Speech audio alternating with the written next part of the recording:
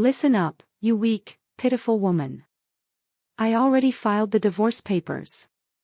The house, the furniture, the car, all mine. When this is done, I'm marrying Claire. Emma lay on the massive bed, the sheets icy against her skin, while her body burned with fever. The thin nightgown she usually wore clung to her sweat-soaked skin. Every breath felt sharp and painful. She had been stuck in bed for 2 long, helpless days. That morning, she had asked Jason to get fever reducers and antibiotics, but night had fallen, and he was nowhere to be seen. The sprawling Atlanta home was silent, the only sound the relentless ticking of the living room clock. Emma tried to reach the glass of water on the nightstand, but her shaking hands sent it crashing to the rug. She could only close her eyes and endure the despair. Jason had changed over the past year. Since his promotion to department head, arrogance had replaced the man she once loved. He came home late, blamed her for everything, and, lately, had started calling her sickly whenever she coughed or tired easily. Emma remembered when they'd started together in a cramped Brooklyn apartment. Back then, he had loved her, even with nothing. A car pulled into the driveway, the sound of tires crunching against gravel offering a flicker of hope. Finally, Jason was back. Surely he had brought her medicine. Emma tried to sit up, bracing her back. But the front door slammed, and heavy footsteps approached. Not the caring, rushing steps of a concerned husband, these were steps of anger. The bedroom door burst open. Jason stood there, towering and impeccably dressed, his hair perfectly styled, but his eyes were cold, filled with satisfaction rather than concern. In his hands was not a pharmacy bag, but a thick legal folder. "Jason, where's my medicine?" Emma's voice cracked, weak. Jason laughed, a harsh, grating sound. "Medicine? I brought something far better."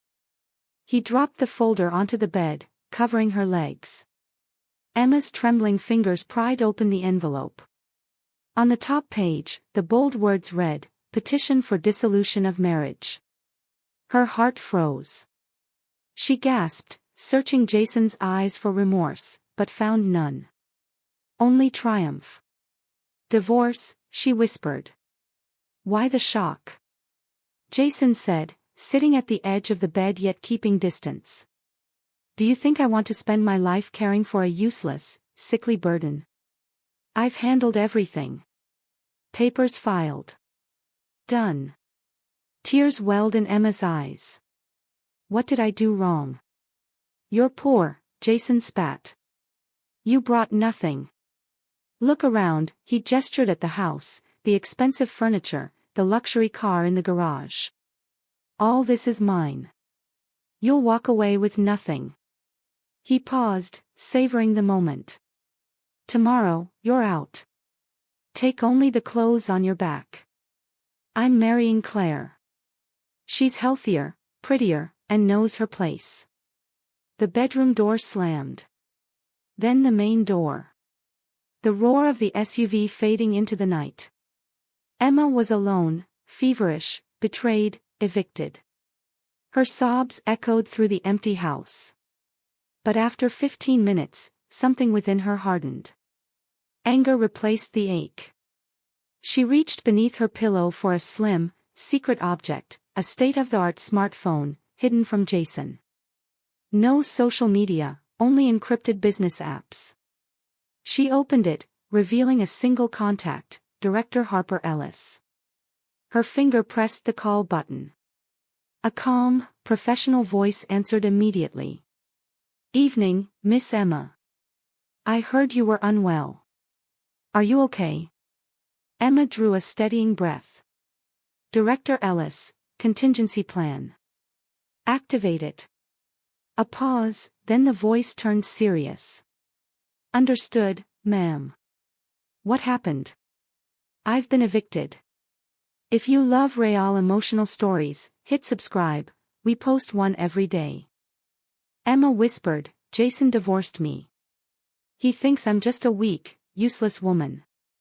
"My goodness, the arrogance of that man," hissed Director Ellis through the phone. Director, I'm gravely ill. My fever is soaring. I need a private medical evacuation. No regular hospital, please. Bring the Summit Ridge Clinic VVIP team, quietly, no sirens, Emma instructed. Understood, ma'am. We'll be there in 30 minutes. I'll personally oversee the operation. Can you hold on? Emma's gaze fell on the divorce papers sprawled on the bed. With the last of her strength, she crumpled them in her fist. I have to hold on, Director. The game has only just begun. She hung up. Though her body shook with fever, her eyes now burned with resolve. Jason had made a catastrophic mistake. He had thrown out his wife, not knowing she was the founder and owner of Asbo Holdings, a global company generating $1.5 million in monthly profits. Minutes passed in suffocating silence, each tick of the clock hammering against her nerves. Her phone vibrated, a text from Director Ellis. We are here.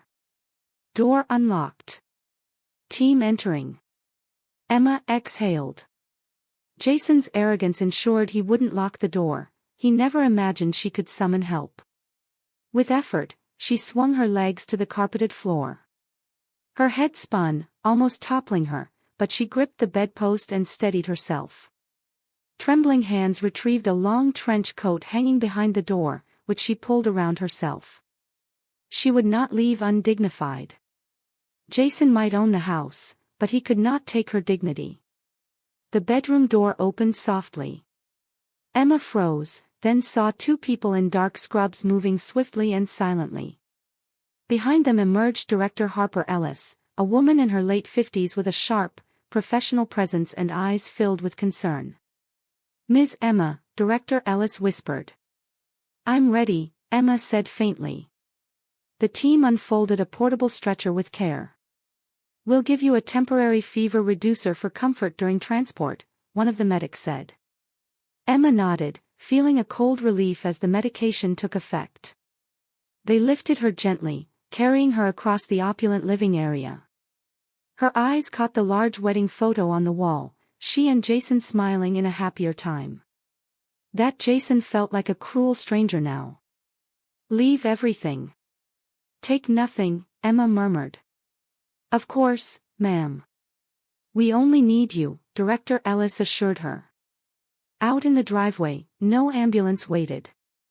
Instead, a black Mercedes-Benz Sprinter, sleek and imposing like a presidential escort, slid open to reveal a fully equipped VVIP medical interior. Meanwhile, downtown, Jason laughed with Claire in his luxury loft. Tomorrow, the house is ours, darling, she said flirtatiously. Of course. I evicted her. That weak woman won't interfere. Locks changed tomorrow, remodeling the day after, Jason said, clinking his glass with hers. Back in the Sprinter, Emma's condition was being monitored. The doctor started in 4. Temperatures 107 degrees Fahrenheit. Severe infection, but we're moving her to intensive care immediately, he said. Director Ellis remained at her side. Stay strong, ma'am. Summit Ridge is prepared for everything. Emma closed her eyes, the fever-reducing medication dulling her dizziness. Memories flashed. 5 years ago, Jason had lost his first job and fallen into depression. Emma, then a simple homemaker, had comforted him. He forbade her from working, insisting, your place is at home. I'll provide. But Emma, secretly trained in pharmacology, had ambitions. Between chores, she experimented in her kitchen, not cooking, but creating herbal skincare products. Drawing from ancestral recipes, she invested her savings into high-quality ingredients. After months, she developed a facial serum and whitening cream that exceeded all expectations. She launched a small online shop. Orders grew from friends to a national audience. Jason, busy with his new job, ignored her success, even chastising her one night for wasting time on that phone, unaware she had just closed a $30,000 sale. The turning point came at a women's entrepreneurship seminar, where she met Director Ellis, a retired corporate executive. Emma showcased her products and a handwritten proposal. Director Ellis was impressed. "This is excellent. The strategy is solid." A partnership formed. Emma became the true owner and innovator behind ASBO Holdings, Director Ellis, the public face and CEO.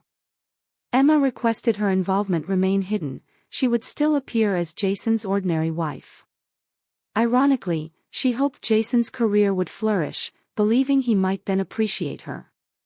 But Jason's success only fueled arrogance. Meanwhile, Emma's empire expanded. Skincare evolved into luxury fashion, high-end clothing, and accessories sold worldwide. New York, Paris, Shanghai, Tokyo, $1.5 million per month was a conservative estimate of her personal net income. Now, as the VVIP medical team whisked her away, Emma's fevered body simmered with determination. Jason had thought he had won. He had no idea the real power, and the real game, belonged to her. Beyond the company's revenue, which dwarfed Jason's salary dozens of times over, Emma had kept all her wealth meticulously hidden. She continued to live modestly, even when Jason pushed to buy the luxury house and sports car. He had to take out a substantial bank loan, proudly claiming it was thanks to his stellar performance at work. What Jason didn't know was that his business loan, nearly defaulting a year earlier, had been quietly purchased in full by an investment company, a subsidiary of Emma's empire, ASBO Holdings. That very house and sports car, the symbols of his supposed triumph, were no longer legally his. They belonged to her. Emma's eyes opened slightly as the medical vehicle rolled into the private VVIP wing of Summit Ridge Clinic. "Director," she called weakly, her voice sharpened with determination. "Yes, Miss Emma," Director Ellis replied, leaning closer. "Jason thinks he owns the house and the car," Emma murmured. "He doesn't remember who saved his loan from foreclosure last year, and the collateral for that loan. That same house and car. And he certainly has no idea that ASBO Holdings owns the company that now controls all his debts."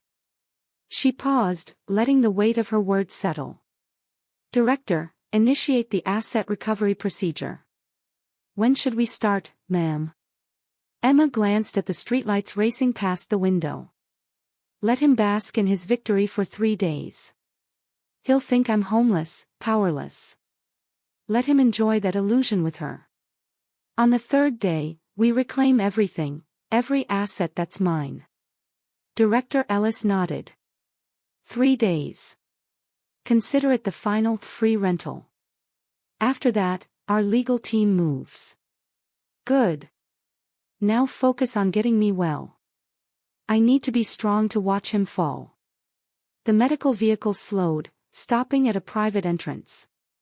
Specialist doctors were waiting, and Emma was swiftly transferred to a presidential treatment suite, far from prying eyes. Meanwhile, Jason slept soundly in Claire's arms in their downtown loft, the morning sun spilling through tall windows. He smiled at her peaceful face. He had succeeded, or so he thought. That burdensome, sickly woman was gone, and he imagined her reduced to a pitiful figure struggling to survive elsewhere. "Morning, honey," Claire's soft, flirty voice asked. "Is that woman gone yet?" "Absolutely," Jason said confidently. "I told her to leave before dawn. She has no money, no power. Nothing." Claire sat up, silk nightwear slipping off her shoulders. "Perfect. I can't wait to move in. That palace will be ours, and I'll be queen." "Anything for you," Jason said, grinning. "Come on, let's have breakfast at our new house. I'll have the cleaning crew remove every trace of her." An hour later, Jason's sports car glided into the driveway.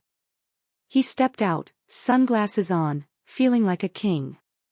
Claire strutted on his arm. "Welcome to our palace, my queen," he said. Inside, it was eerily silent, cleaner than expected. He had assumed Emma would leave a mess or some evidence of resistance. But the bedrooms, living spaces, even the bed she had suffered on yesterday, were pristine. No trace of medicine, no spilled glass, no disheveled sheets. She must have cleaned, Jason muttered, uneasy. I'm glad she was useful, at least one last time, Claire said, smirking. Jason's unease grew. How could someone with a raging fever leave a home so immaculate? He checked the closet, her modest clothes were gone. The vanity drawers empty. She was truly gone. Good. A clean break, Jason muttered, trying to shake the unease. Now, let's redecorate, Claire declared, snapping him back to her excitement. She pointed at furniture, paintings, the kitchen. Everything had to be replaced, gold walls, canopy bed, imported Italian kitchen. Jason nodded obediently. Of course, honey. Anything for you. He picked up his phone to order catering, Wagyu beef, seafood platters, premium European juices. $2,000. He tried to pay with his primary card. Rejected. He tried again. Rejected. Panic seeped into him. Must be a bank issue, he muttered, though his heart raced. Even trying another card from the same bank failed. Insufficient funds, he read, frozen. How could this be? His salary had arrived 3 days ago. Claire, taking selfies, noticed his distress. Why are you taking so long? Jason swallowed, attempting calm. He tried his seldom-used emergency account. The payment went through. Relief washed over him, just enough to save face for now. Little did he know, Emma's quiet, strategic patience was already in motion. In 3 days, his world, the world he had so arrogantly claimed, would crumble. See, it was just a network glitch, Jason muttered with a strained smile. All sorted. Catering will arrive at 7 tonight. Claire clapped her hands. Great. I'll head to the salon now. The moment she left, Jason's forced grin vanished. His face drained of color. Something was seriously wrong. His main account was blocked. Could this have anything to do with Emma? Impossible. She couldn't pull something like this off. He vowed to call the bank first thing in the morning to demand answers, and compensation for this humiliation. Trying to distract himself, he paced the loft, suppressing rising anxiety. The doorbell rang. A uniformed courier stood there, holding a large brown envelope. Mr. Jason? Yes, he said, barely noticing. Certified delivery. Sign here, please. Jason signed. The envelope was from Sterling and Vale, a high-end law firm. He assumed it was court documents for his divorce petition. He tore it open impatiently, only to find a legal warning. He scanned the letter. Dear Sir, on behalf of our client, Asbo Holdings, you are hereby notified of a breach on your business line of credit. The principal amount of $4 million is due in full. A grace period of 3 days is provided. Failure to comply will result in immediate seizure of assets, specifically 1 residential property at 12 Oak Street and 1 luxury sports car. The glass in his hand slipped, shattering on the marble floor. Sweat drenched his face. 3 days, $4 million, foreclosure on my house, he whispered. Impossible. He'd made last week's installment. What breach? And Asbo Holdings. That night, amidst the music and laughter with friends and Claire, Jason forced a smile. His mind churned in chaos. An invisible trap seemed to tighten around him. He couldn't sleep. Claire, exhausted from the party, slept peacefully beside him. But the words of the notary letter repeated endlessly, $4 million, 3 days, forced execution, Asbo Holdings. As the call to prayer echoed at dawn, Jason sprang from bed. His eyes were bloodshot, body aching. He didn't shower, just splashed water on his face and dressed hastily. By 8 a.m., the bank opened, and Jason drove there in a panic. He had to fix this. It had to be a clerical error. It had to. Storming inside, he bypassed the regular line and slammed his VIP card on the counter. "I want the branch manager now." A polished relationship manager appeared. "Good morning, Mr. Jason. Let me check your account." "Enough. Explain why my cards are blocked, payroll account frozen, and why I got this absurd breach notice." The manager clicked through the computer. "Sir, your accounts haven't been blocked by us. Your balance is effectively zero, and your credit limits are exhausted." "What? Impossible. My salary just came in." "Correct, sir. But at 12:01 a.m. last night, an emergency debit on your business line of credit drained your payroll account and maxed out all credit cards." Jason went pale. "Emergency debit? By whose order?" "Our records show it's from the new owner of your loan," the manager said calmly. 6 months ago, your $4 million business loan was sold to a private equity firm, Asbo Holdings. We only manage installment payments." Jason's chest tightened. Asbo Holdings. Why would they touch me? I've never missed a payment. The notification last night declared a breach under the loan agreement. The company exercised its right to forcibly withdraw funds as a penalty, the manager continued. Jason gripped the desk.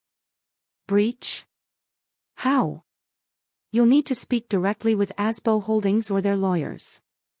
"We can't provide details," the manager said, impassively. Staggering out of the bank, sweat soaking his shirt, Jason sank into his car. Asbo Holdings, a massive conglomerate in luxury fashion, global skincare, and real estate. He had seen it before, but never paid attention. Why would such a giant buy my debt? He remembered the law firm in the demand letter, Sterling and Vale. Mustering what courage remained, he called the number. "Good morning. I'm Jason. I received a notary demand from Asbo Holdings. This must be a mistake. I've never defaulted." A calm, chilling voice replied, "No mistake, Mr. Jason. You violated Clause 11, Section B of your loan agreement." Clause 11, Section B. If reading legal documents is tedious for you, sir, that clause requires maintaining family harmony and avoiding dishonorable acts that could affect the image of the loan. Jason felt his blood run cold. "That's absurd. That has nothing to do with money," he stammered. "It does, Mr. Jason. When your loan was sold, all clauses became active. Evicting your gravely ill wife and moving in with another woman violates this moral clause. We have proof, photos, audio, witnesses. That act triggered this breach." Jason's knees buckled. "Emma. All of this was because of her. But how? How could she orchestrate this? Time is short. You have 2 days and 8 hours to pay $4 million, or your assets will be seized." The call ended. Jason hurled his phone across the dashboard and screamed. 2 days. $4 million. Impossible. His salary frozen, his property not his. He tried to think, but fear clouded every thought. Jason's mind spun. This had to be Emma's doing. But how? She couldn't possibly have access to Asbo Holdings. She wasn't working there as some low-level employee reporting problems to the CEO. That was absurd. Desperate, he searched the company's ownership records online. The name of the CEO flashed on the screen, Director Harper Ellis. A chill ran down his spine. Harper Ellis, that name was familiar. Years ago, Emma had mentioned a remarkable friend from her church group, a woman named Imani, who had done extraordinary work in business and philanthropy. Jason had dismissed it at the time, scoffing. A bunch of neighborhood ladies, he had thought. But now, Could Emma's friend really be the mastermind behind Asbo Holdings? His head throbbed. Everything had spiraled far beyond his comprehension. He needed to find Emma, to beg, to plead, to have her reverse whatever she had done. He slammed the car into drive, racing toward the modest home of Emma's parents. Claire's calls flooded his phone. Ignoring them, Jason finally snapped. "What? Why are you yelling?" he barked. "The card you gave me this morning was declined at the salon." "Are you kidding me?" Claire shrieked, "Transfer me money. Now." Jason slammed the wheel. "Impossible. I'm in an emergency. You deal with it yourself." At the salon, Claire froze. The man she had flaunted as wealthy suddenly faced the impossible. Her suspicion grew. Jason ignored her. He pushed the accelerator harder. He had to locate Emma. Even if he had to kneel before her, he would. Unbeknownst to him, Emma sat in her executive chair atop Asbo Holdings Tower, fully recovered. Through reports from her legal and operations teams, she watched Jason's frantic maneuvers in real time. He couldn't escape.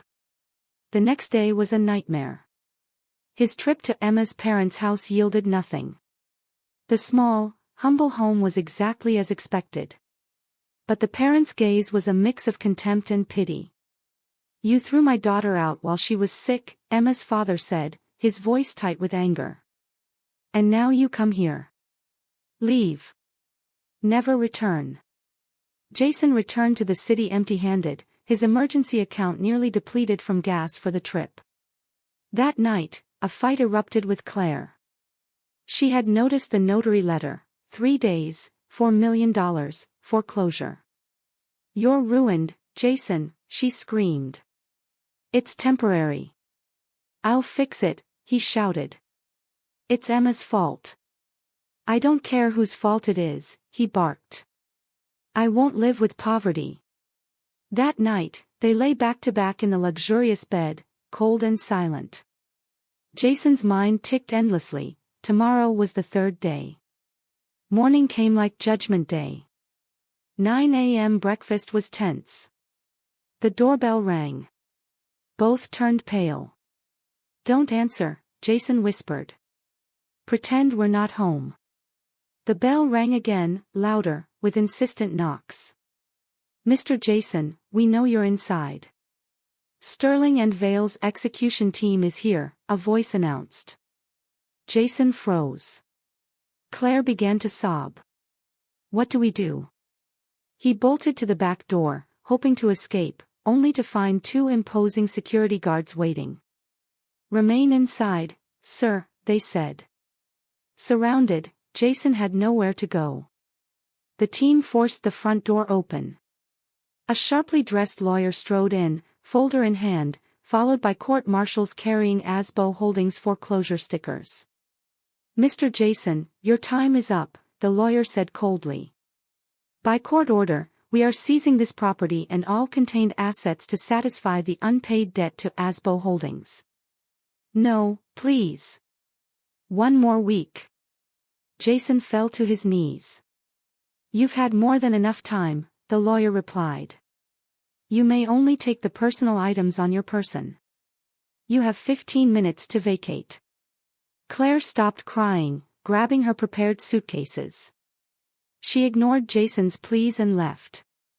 Jason was left kneeling, broken, watching his empire collapse. The sound of a tow truck pulling his prized sports car echoed outside. The house was chained and sealed. Everything was gone. On the sidewalk, Jason collapsed. Homeless, bankrupt, humiliated, and utterly alone, the one name he could think of was Emma. Trembling, he pulled out his old phone, searching for her contact. He pressed dial. It rang once, twice, and then, a calm, composed, and cold voice answered. "Hello, Jason." The man who had been untouchable, arrogant, and cruel suddenly felt infinitesimally small. He sobbed uncontrollably. "Emma, please, help me, they've taken everything. I don't know what to do. Above, on the 40th floor of Asbo Holdings, Emma observed everything with serene precision from her luxury VVIP suite, the orchestrator of Jason's ruin. Emma sat composed and radiant. No trace of weakness remained, her illness was behind her. An emerald satin scarf framed her determined face. Before her, Director Harper Ellis and several department heads were engaged in a strategy meeting.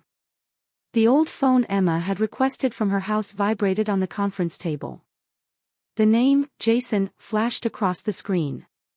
Instantly, the room went silent. Emma raised a hand, signaling everyone to hold still.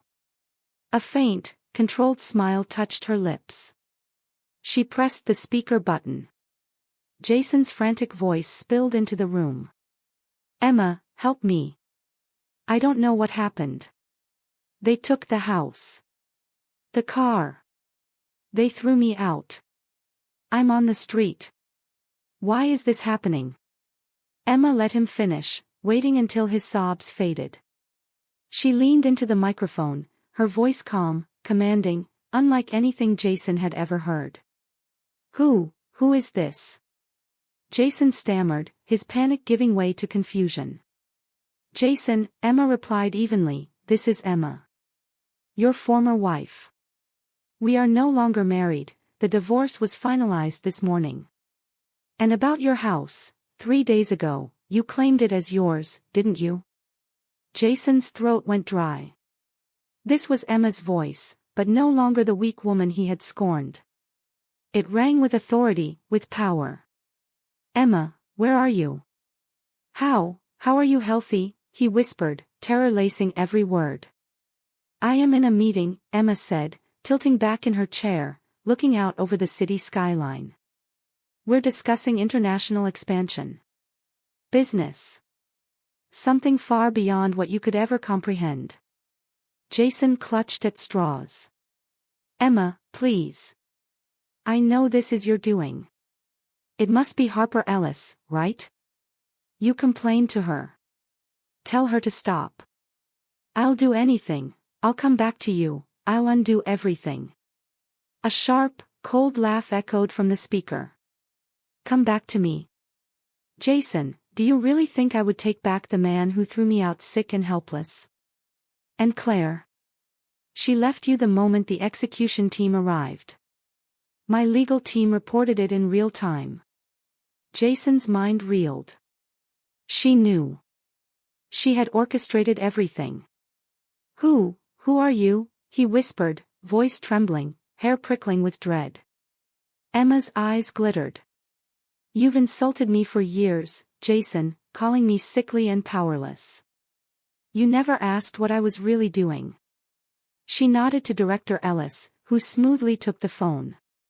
Good morning, Mr. Jason, Ellis said. Calm.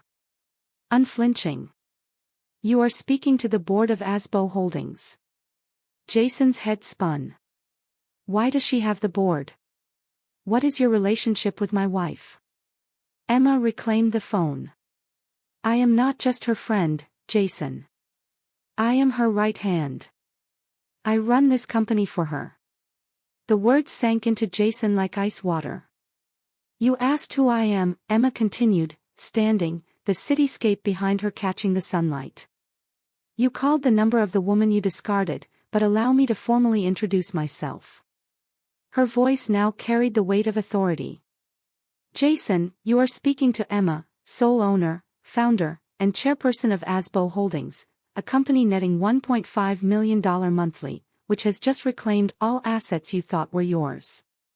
The phone slipped from Jason's trembling fingers, clattering onto the concrete. He froze, eyes wide, chest tight, staring at the asphalt beneath him. His world hadn't just crumbled, it had vanished. No, impossible, he whispered. This is a nightmare, you're lying, Emma. I don't deal in lies, Jason, she said, voice cool and impassive. Today is the day your arrogance ends. I will grant you a moment of my attention. She paused, letting the weight of her words sink in. Lift your head, Jason. Look across the street. He obeyed like a broken automaton. Across the avenue, a gleaming blue glass skyscraper towered. 3 giant letters reflected in the sunlight, Asbo Holdings. That's Asbo Holdings, he whispered. Yes, Emma said. I am on the 40th floor. And I can see you clearly, pathetic, sitting on the sidewalk like that. Security will remove you soon. Jason's pulse spiked. She was watching him. Come to the lobby, Emma commanded. I want to see the face of the man who thought he could crush me crumble. The line went dead. Jason stood motionless, dust and sweat coating his pajamas, pride utterly vanished. He had no house, no car, no Claire, and now even his dignity teetered on the edge. With faltering steps, he entered the lobby of Asbo Holdings. The marble floors gleamed, waterfalls cascaded artificially, and employees moved with precision. He was a blot on the pristine landscape. A receptionist's gaze burned into him. Excuse me, sir. Can I help you? I'm here to see Emma, Jason stammered. Miss Emma, the receptionist asked, skeptical. Do you have an appointment? She sent me, he muttered. The receptionist raised the phone, ready to call security, when a firm voice intervened. Let him pass, said Director Harper Ellis, flanked by 2 imposing security guards. Jason. Follow me. The chairperson is expecting you. Jason was led through the lobby. Whispers followed him, the disheveled man in pajamas flanked by a CEO and security. He wished he could vanish. They stopped at the VVIP waiting area.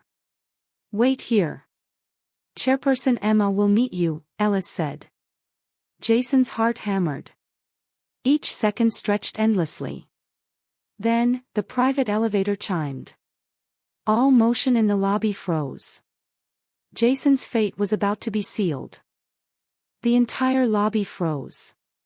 Employees paused mid-step, the receptionist straightened, even the security at the main entrance stopped moving. All eyes were fixed on the elevator. The doors opened, and 2 tall bodyguards in black suits stepped out, flanking the threshold like statues of steel. Then, Emma appeared. Jason's breath caught. This was Emma, but the woman advancing toward him was not the fragile, submissive person he had known.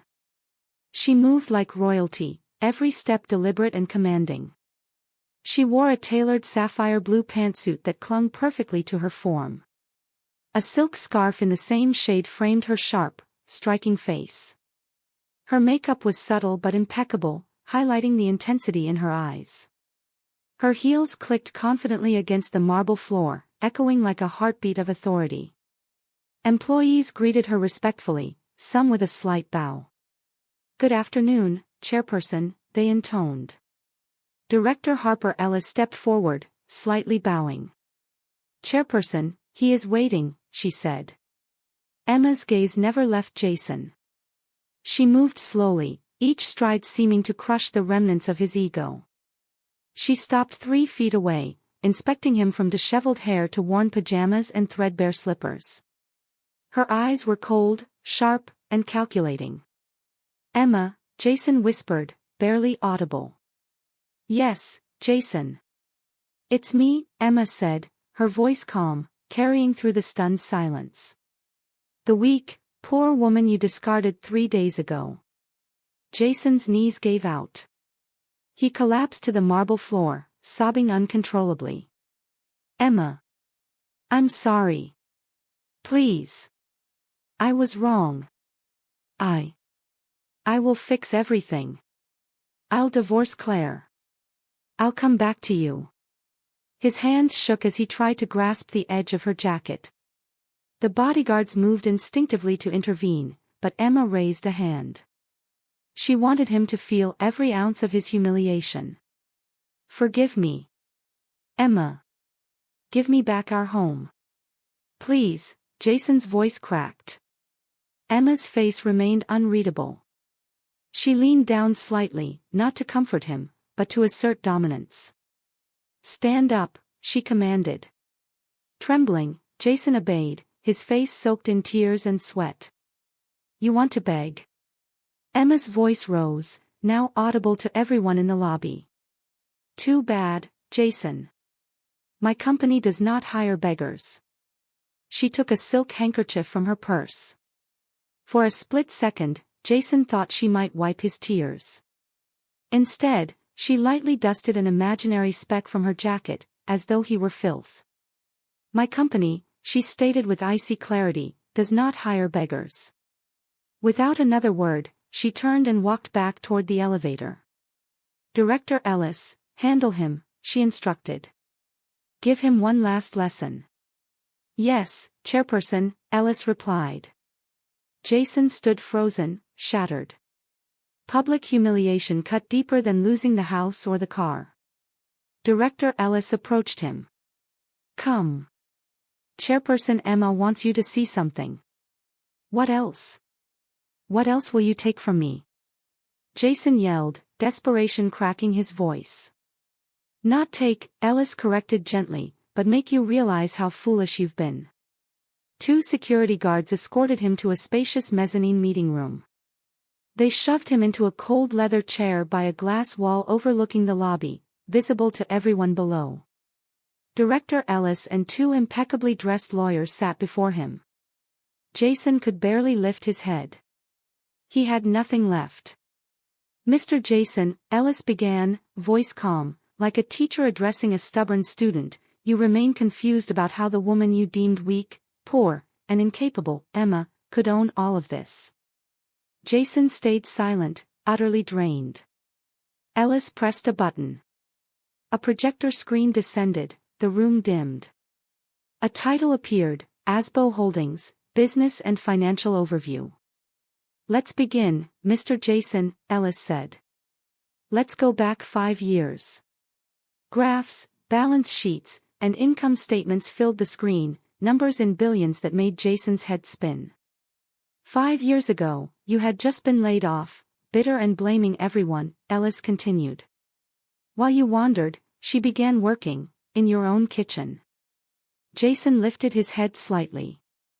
"Not cooking for you," Ellis corrected, "but developing skincare products using herbal recipes from her family heritage. While you mocked her late-night phone habits, she was fulfilling hundreds of orders from her first customers. When you secured your next job and grew arrogant, she secretly rented office space and expanded production." The screen changed. Photos appeared, a cramped office, a growing warehouse, then a sprawling, modern factory. Branch locations flashed, New York, Paris, Shanghai, Tokyo. Asbo Holdings. "Mr. Jason, Asbo is Emma's maiden name," Ellis said. "This company, this building, everything here is hers, fully." Jason shook violently. "But, the money, the funds." Ellis smiled, sharp and knowing. "You underestimated her because she never asked for much. You proudly gave her $300 a month, often cutting it in anger, and called her poor." He pressed another button. The screen displayed a figure, $1,500,000. "This is Emma's personal monthly net income," Ellis emphasized, "directly in her account, unseen by you. Far higher than your company's CEO's salary, the woman you insulted and evicted." Jason's stomach churned. Ellis continued. "Your $4 million loan for that house and car. A year ago, you nearly went bankrupt. The bank was about to seize your assets. Emma intervened. Through Asbo Holdings, she bought your entire debt and cleared it. She preserved your facade, allowed you to live in the house, drive the car, maintain your image, all while hoping you'd change." Jason's tears returned. Not for remorse, but for the realization of his own blindness. "She knew," he whispered. "Of course," Ellis said. "She knew everything." One of the lawyers stepped forward. "Now, Mr. Jason, let us review the evidence." The projector screen shifted again. This time, it wasn't numbers or graphs, it was video footage. Jason froze. His own living room appeared on the screen. He saw himself, 6 months ago, holding Claire on the sofa, laughing tenderly. The date flashed in the corner. Emma had been away for a meeting that day. The scene shifted. Jason watched Claire trying on Emma's scarves and jackets, tossing them on the floor, giggling while he laughed along. Then came the final clip, the most devastating. 3 days ago, in their bedroom, Jason loomed arrogantly over Emma as she lay weak and frail. His own voice echoed cruelly, "Listen, you sickly, broke woman. I've already filed the divorce papers. Pack and leave tomorrow." Jason covered his face with both hands. "Stop, please, stop." The screen went black. Silence filled the room. "Hidden cameras," one of Sterling and Vale's lawyers said evenly. "Installed a year ago when Ms. Emma suspected you were unfaithful." Jason's body shook. There was no escaping the truth. "Is she going to press charges?" he asked, panic creeping into his voice. "That was the original plan," Director Harper Ellis said. "Domestic abuse, abandonment, infidelity, enough for years behind bars." Jason's eyes widened. He swallowed hard. "But," Ellis continued, "Emma reconsidered. Jail would be too comfortable. She wants something far worse, humiliation. A life stripped of pride, exactly as you made her feel." A thin folder was slid toward him. Jason opened it with trembling fingers. Inside, Emma's official divorce petition, including a claim for moral damages. She wasn't after his money. The house, the car, they were already hers. But his actions demanded accountability. Jason froze as he read the number, $400,000. $400,000, he stammered. "I don't have it. You took everything." Ellis's smile was sharp, cold. "You still have your job, don't you?" "Oh, almost forgot. Breaking news, Asbo Holdings just acquired 70% of the company you work for. Emma, now majority shareholder, has already signed your termination. You are officially fired."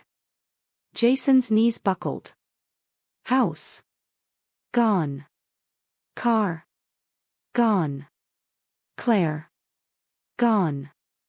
Savings gone. Job gone. "You are demons," he screamed, voice cracking. "We are only delivering justice," Ellis replied. Another paper was pushed toward him. Jason read it, a confession of all his misdeeds, adultery, verbal abuse, abandonment. If he signed, the $400,000 claim would be waived. Jason's pride screamed at him. Why this?" "Assurance," Ellis said quietly. "So you don't invent lies later." With nothing left, fired, bankrupt, homeless, Jason took the pen. He signed. His sins were laid bare. "Done," Ellis said, collecting the papers. At that moment, Emma entered the room. She stood tall before Jason, who lowered his head in defeat. "You filed divorce papers when I was sick?" she asked, voice low and sharp. She held the folder he had thrown on her bed 3 days ago. Slowly, deliberately, she tore it into pieces. They fluttered into Jason's lap. "I am the one divorcing you," Emma said, cold and controlled. "And you will not take a single dime." 2 security guards stepped forward. "Remove this trash," Ellis ordered. Jason didn't resist. Numb, he was hauled through the lobby, past employees who watched with a mix of pity and disgust. The glass doors opened, and he was thrown onto the scorching sidewalk. He sat there, penniless, jobless, humiliated, pajamas dirty, the confession of his sins his only remaining possession. For a moment, he didn't move. Eventually, he staggered to his feet, aimless. Where could he go? His pockets were empty. His phone left behind. Only his clothes remained. Hunger gnawed at him. The sun dipped low, painting the city in orange and shadow. He stumbled to a cafe where his friends often gathered, hoping for help. Their expressions changed from shock to cold dismissal. "Jason, what happened?" one asked. "I was framed. Accounts frozen, lend me some cash," he begged. "I'm sorry," his friend said, voice hard.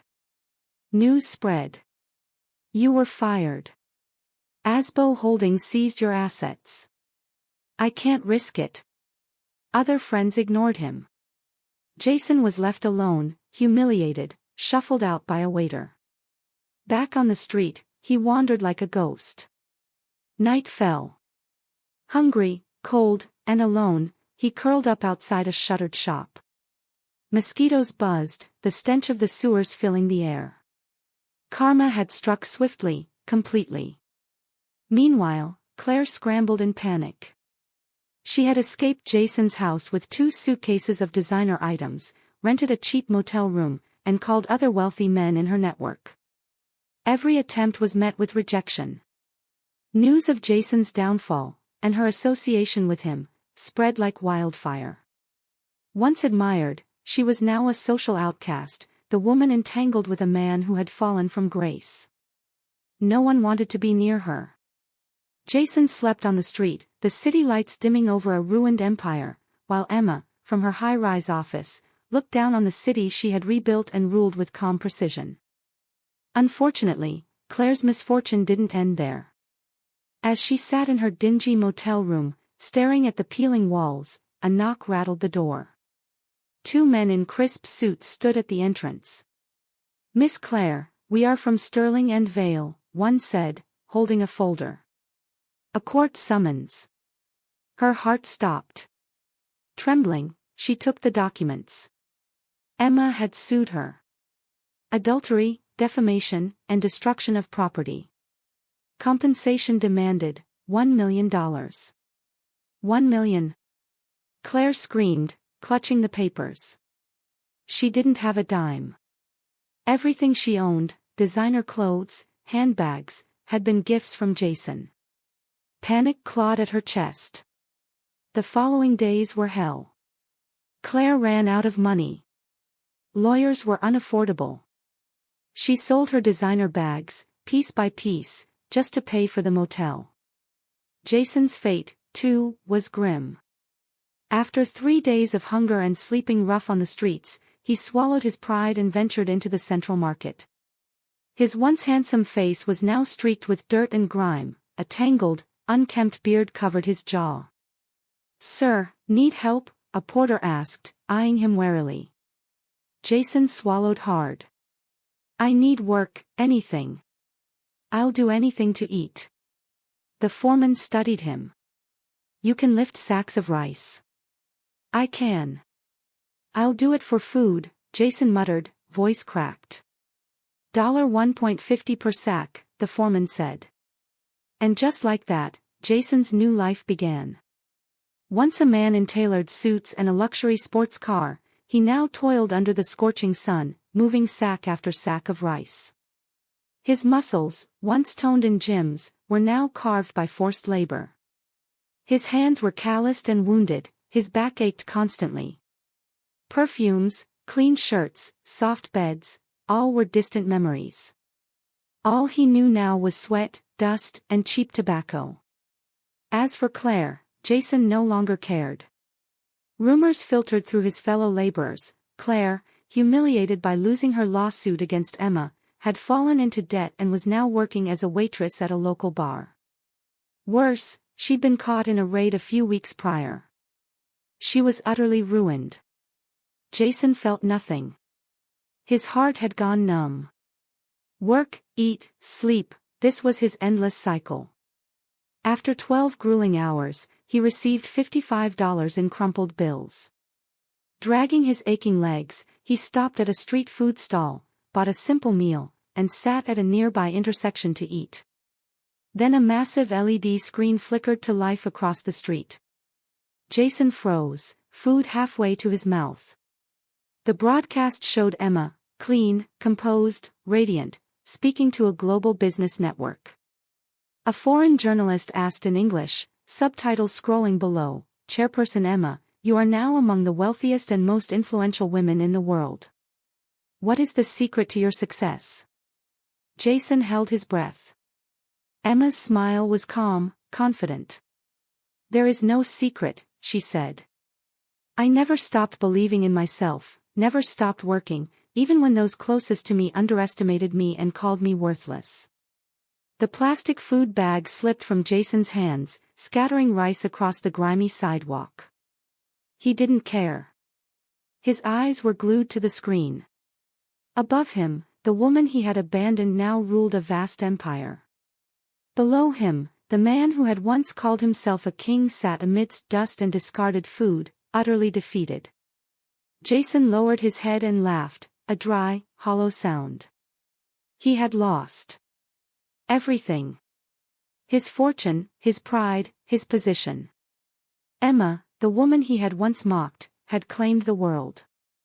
And he had nothing, not even the dignity to gather the spilled rice.